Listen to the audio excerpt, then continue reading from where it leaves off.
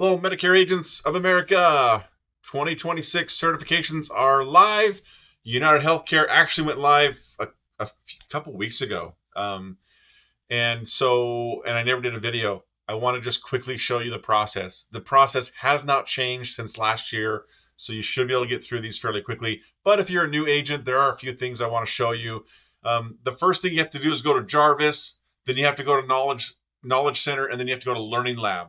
Okay. Now I think on the Jarvis homepage there may be a link that'll take you directly to the certifications page, but at the end of the day, find your way to the Learning Lab, and then once you're here, you can go to the certifications page. Now your page might look a little bit different if you haven't completed your certifications yet. You might have like I said, you might have a button that just takes you right here, but this is the page you're eventually trying to get to.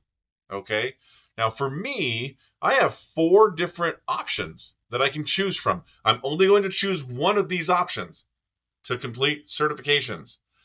FastTrack is available for agents who have been with UnitedHealthcare for a certain amount of time, who have a certain amount of clients, and who haven't had an allegation in the last 12 months or something like that, right? So if you have FastTrack available to you, do the FastTrack, okay?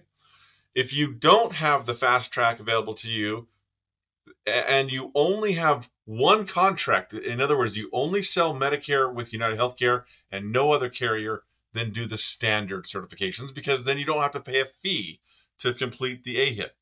But if you have more than one contract outside of UnitedHealthcare, then you're going to do the AHIP version right here, or the NABIP version. But like I've said, not every carrier yet recognizes NABIP. So unless you've done your homework and you know for sure all of your contracts accept NABIP, you can do NABIP as well. But AHIP is the way to go if you're just not sure, or if you're just used to doing AHIP over time, okay? So what I'm going to do is I'm going to just show you real quick how to complete the standard certifications. You log into it. It'll probably say 0% if it's your first time logging in. And you'll see that there's an optional study guide and then optional recommended materials that you can go through this content if you'd like. The first required component is what's called the 2026 certification What's New. It's just a 3-page document that talks about some of the updates for 2026. You have to review that. Okay, so you click on it. It'll launch the 3-page document. So there's content on this page, content on the second page, very, very helpful information. Once you've read it, hit exit, and then it'll bring you back to this page here, and you'll see this green check mark, which again, I already had because I'd already completed it. Same thing with the Pledge of Compliance and Agreement.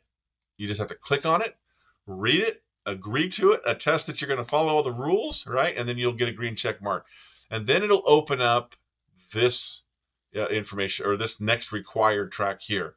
So this is the Medicare Basics Assessment. Once you complete that, then this will unlock, right? See how it's locked right now? You see a little lock button?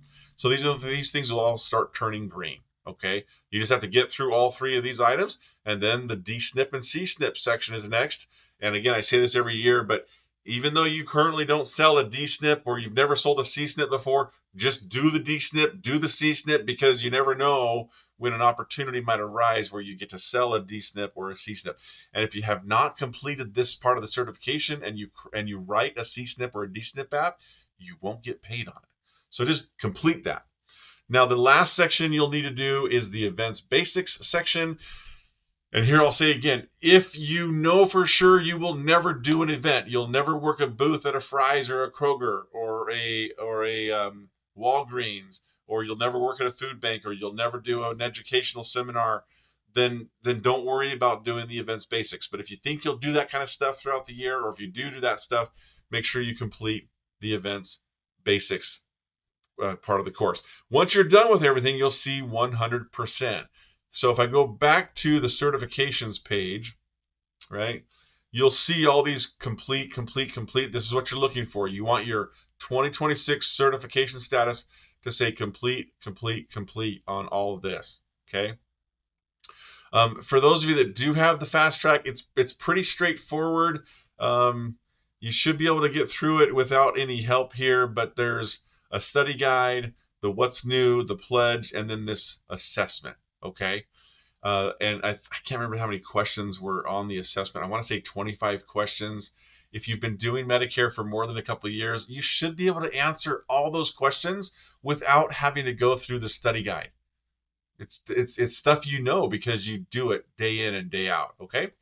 And then lastly, just for those of you that like to do the A or that don't have FastTrack and you're going to do the AHIP, it's just like the standard, except it's going to eventually it's going to have you launch the AHIP course from here, and then you're going to go on and do the rest of the stuff like the standard. Okay.